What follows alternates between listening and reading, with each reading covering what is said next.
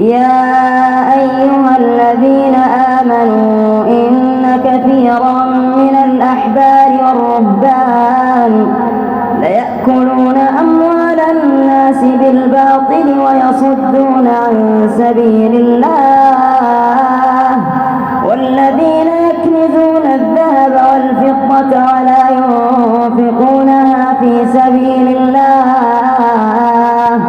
فبشرهم بعذاب أليم يوم يحمى عليها في نار جهنم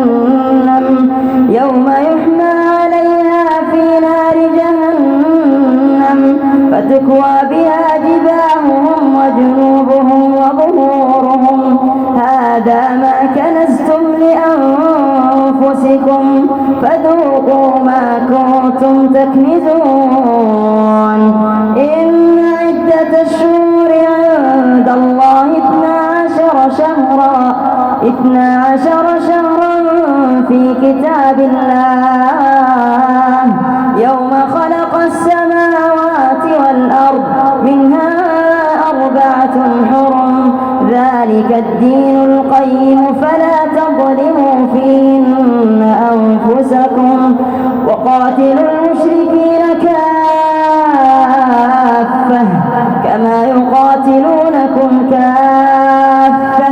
واعلموا أن الله مع المتقين إنما النسيء زيادة في الكفر يضل به الذين كفروا يحلونه عاما ويحرمونه عاما ليواطئوا عدة ما حرم الله فيحلوا ما حرم الله زين لهم سوء أعمالهم والله لا يهدي القوم الكافرين.